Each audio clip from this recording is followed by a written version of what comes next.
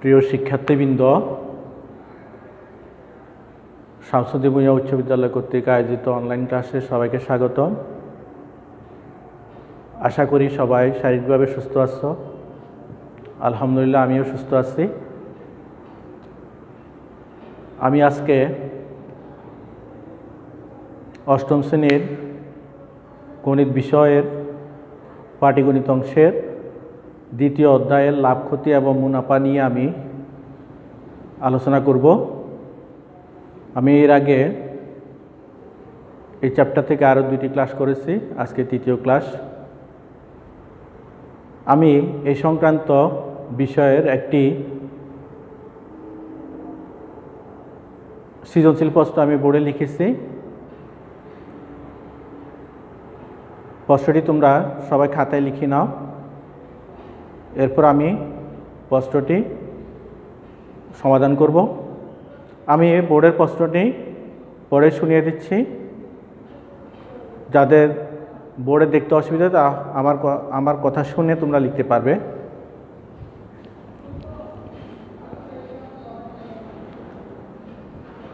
প্রশ্নটির উদ্দীপক আছে, একটি দ্রব্য ৯৫০০ টাকায় বিক্রয় করাতে 5% ক্ষতি হলো। ক প্রশ্ন, দ্রব্যটির ক্রয় মূল্য কত?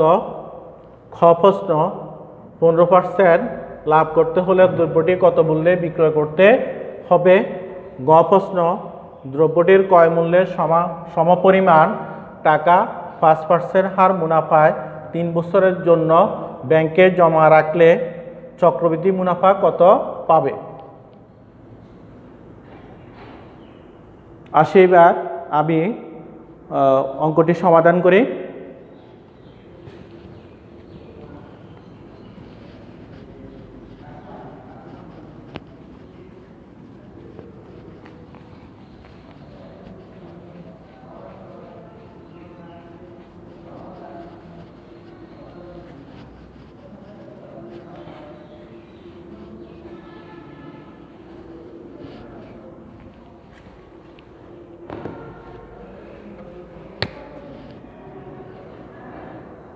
ক,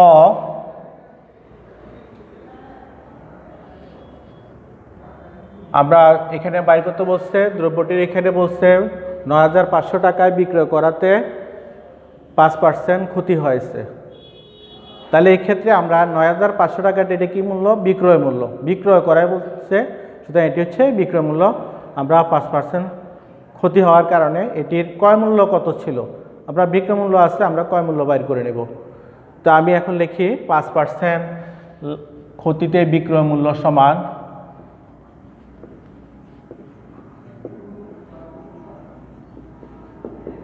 বিক্রয় মূল্য সমান 100 বিয়োগ 5 টাকা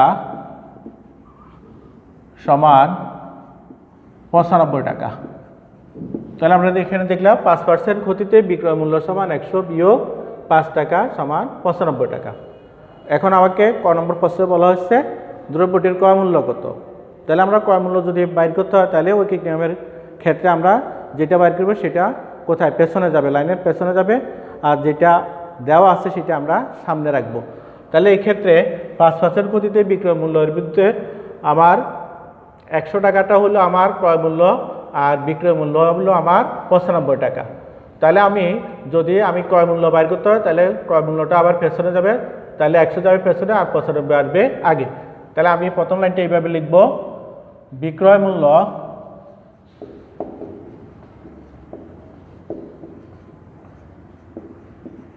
$95 টাকা হলে ক্রয় মূল্য 100 টাকা।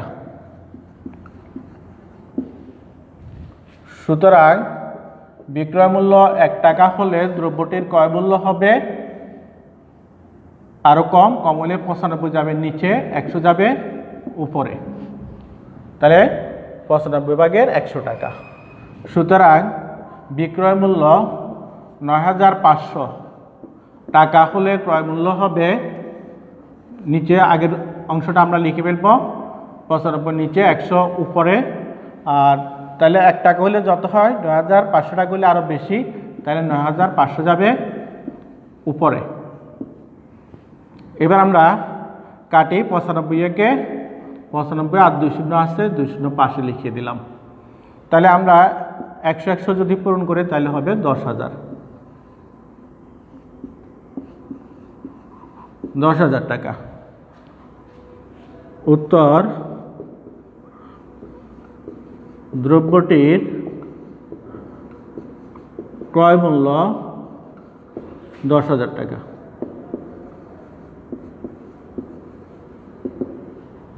এবার আসি আমরা দ্বিতীয় প্রশ্নটি আমরা সমাধান করব, খ নম্বর প্রশ্নটি।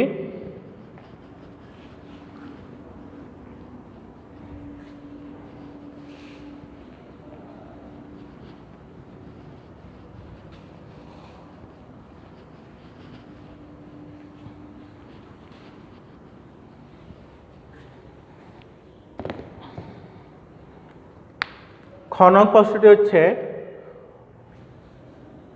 15% লাভ করতে হলে দ্রব্যটি কত মূল্যে বিক্রি করতে হবে। 15% লাভ করতে হলে দ্রব্যটি কত মূল্যে বিক্রয় করতে হবে। খ নম্বর প্রশ্ন আমরা লিখি। খ নম্বর আমরা সমাধান করতেছি।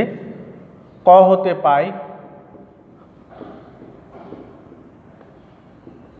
পাই দ্রব্যটির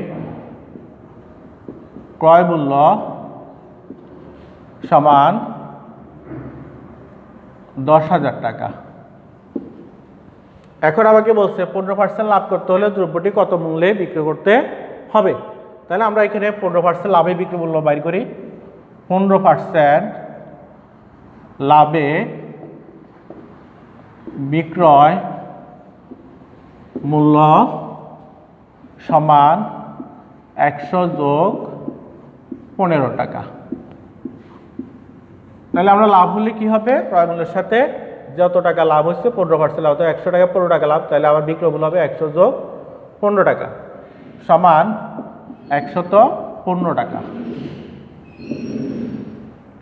এবার আসি আমরা, এখানে আমার বাইর করতে হবে, আগে বাইর করছি আমরা ক্রয় মূল্য আগেরটাতে, এখন বাইর করতে হবে আমাকে বিক্রয় মূল্য। তাহলে আমি বিক্রয় মূল্য বাইর করলে বিক্রয় মূল্য আমার পেছনে যাবে অৌকিক নিয়মে। তাহলে আমি এখানে লিখব কি, ক্রয় মূল্য 100 টাকা হলে বিক্রয় মূল্য 115 টাকা। তাহলে ক্রয় মূল্য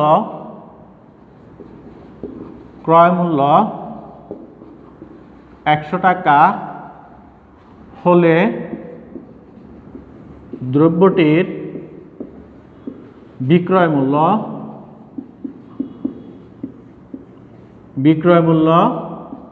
115 টাকা। সুতরাং ক্রয় মূল্য 1 টাকা হলে দ্রব্যটির বিক্রয় মূল্য 100 ভাগের 115 টাকা। সুতরাং ক্রয় মূল্য আমার ক হতে পেয়েছি আমি 10,000 টাকা। 10,000 টাকা হলে দ্রব্যটির বিক্রয় মূল্য হবে 100, নিচে আগের অংশটা লিখে ফেলবো, 10,000 যাবে উপরে। তো আসি এবার আমরা কাটাকাটি করি। 100 কে 100, শূন্য দুইটা আছে পাশে দিয়ে দিলাম।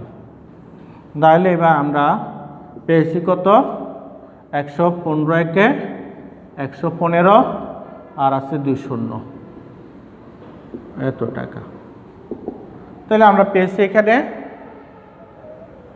11,500 টাকা। উত্তর 11,500 টাকা। 11,500 টাকা।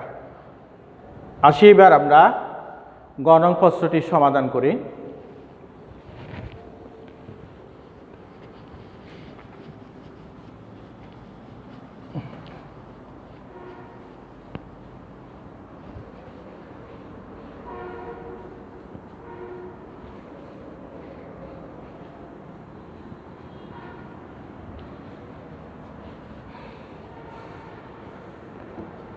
গ নং প্রশ্নটি হচ্ছে, দ্রব্যটির ক্রয় মূল্যের সমপরিমাণ টাকা 5% হার মুনাফায় 3 বছরের জন্য ব্যাংকে জমা রাখলে চক্রবৃদ্ধি মুনাফা কত হবে।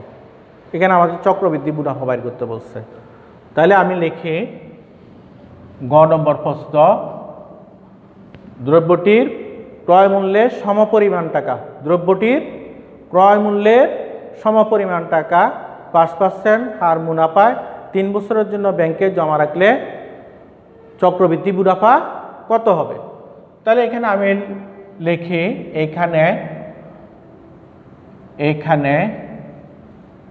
এখানে মূলধন ফি সমান, অর্থাৎ আমার দ্রব্যের ক্রয় মূল্যের সমপরিমাণ টাকা আবার হবে মূলধন।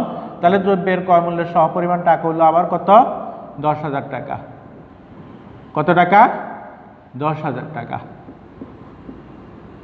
এটা আমরা ক হতে প্রাপ্ত, আমরা কয়ে পেয়েছি। তারপর আছে মুনাফার হার আর সমান 5%। এবার আস সময় n সমান 3 বছর। আমরা চক্রবৃদ্ধি মূলধন সি সমান আমরা বের করে নেব। অর্থাৎ এক্ষেত্রে আমাকে বলছে চক্রবৃদ্ধি মুনাফা নির্ণয় করতে বলছে। তো আমরা আগের ক্লাসও আমরা করেছিলাম, চক্রবৃদ্ধি মুনাফা নির্ণয় করেছি। চক্রবৃদ্ধি মুনাফার যে সূত্রটা সেটা হচ্ছে আমরা আগে শিখেছি, সি সমান পি ইন্টু 1 যোগ r whole to the power n। তো আমরা লিখি, আমরা জানি সি সমান পি ইন্টু 1 যোগ r whole to the power n। এখন আসি, ফি এর মান হচ্ছে আমার 10,000 টাকা। 10,000 টাকা 1 যোগ আর, আমরা আর এর মান আমরা পার্সেন্টকে আমরা ভগ্নাংশ করে নিব 100/5। তো আমরা 5% সমান আমরা লিখতে পারি 100/5। আমার n সময় n হচ্ছে আবার 3 বছর, আমি 3 বছর লিখে দিলাম। এখন 10,000, এখানে আমি ব্র্যাকেটের ভিতরে কাজ করব, লসাগু হলো আমার 100, লসাগু আমার 100। 100 একে 100 যোগ 100 একে 100, 5 একে 5 হোল টু দি পাওয়ার 3। তো এখানে 10,000 ইন্টু নিচে 100 উপরে 105 হোল টু দি পাওয়ার 3 সমান 10,000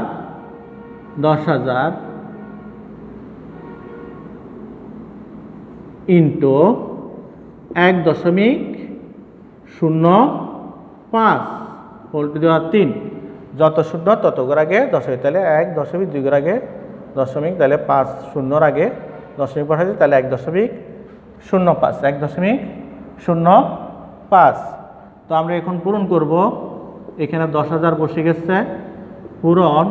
এটাকে আমরা 3 বার যদি পূরণ করি তাহলে দাঁড়ায় 1.157, 1.157, 7625, 7625, অর্থাৎ 1.05কে আমরা ধারাবাহিকভাবে 3 বার পূরণ করলে, অথবা আমরা পাওয়ার যদি লিখে ক্যালকুলেটর দিয়ে ফাইল করি তাহলে হবে আমার 1.157,625। তাহলে আমরা পূরণ করে ফেললে কি দাঁড়াবে আমার, এখানে দেখো আমার কয় শূন্য আসছে, 1 শূন্য 2 শূন্য 3 শূন্য 4 শূন্য, তাহলে আমার 4 ঘর পরে যাবে, 1 ঘর 2 ঘর 3 ঘর 4 ঘর পরে যাবে। তাহলে আমার হবে এখানে 11,576.25 টাকা। তাহলে আমি এখানে চক্রবৃদ্ধি মূলধন সি এর মান পেয়ে গেছি কত, 11,576.25 টাকা। এবার আসি আমরা চক্রবৃদ্ধি মুনাফা নির্ণয় করতে হবে, আমাকে বের করতে হবে চক্রবৃদ্ধি মুনাফা। তো আমি চক্রবৃদ্ধি মুনাফা বের করব।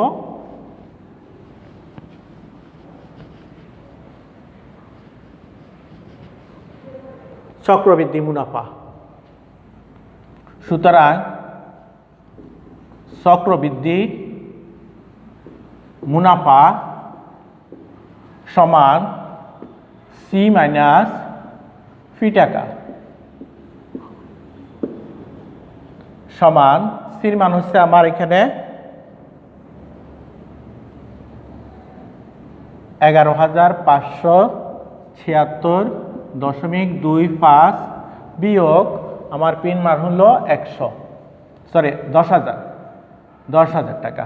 তো এখন আমি 10,000 যদি বিয়োগ করে ফেলি তাহলে আমার বিয়োগ করলে বিয়োগ ফল আসবে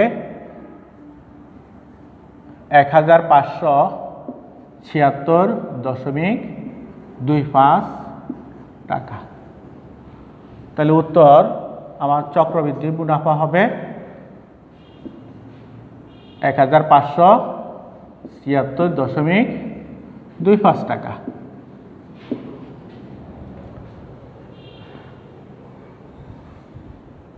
তাহলে এক্ষেত্রে আমরা যখন চক্রবৃদ্ধি মুনাফা নির্ণয় করছি, আমরা আগের ক্লাসও করেছিলাম। তাহলে চক্রবৃদ্ধি মুনাফা বাইর করতে হলে আমাকে আগে সি এর মান বাইর করতে, অর্থাৎ চক্রবৃদ্ধি মূলধন বাইর করতে হবে।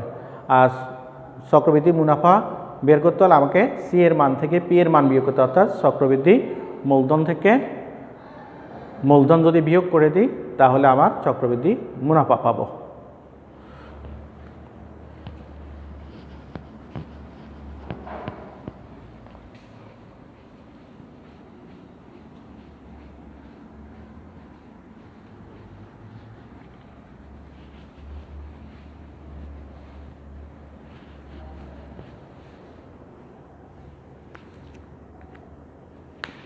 আশা করি অঙ্কটি সবাই বুঝতে পেরেছ। আর যদি কারো বুঝতে অসুবিধা হয় তাহলে আমাকে ফোনের মাধ্যমে জানাতে পারো, বা কোনো সমস্যা পড়লে আমার নাম্বারে কল দিবে, কল দিলে আমি সেটি সলিউশন করার চেষ্টা করব। তো আজকের ক্লাস এ পর্যন্ত। সবাই সুস্থ থাকো, স্বাস্থ্যবিধি মেনে চলো। ধন্যবাদ সবাইকে।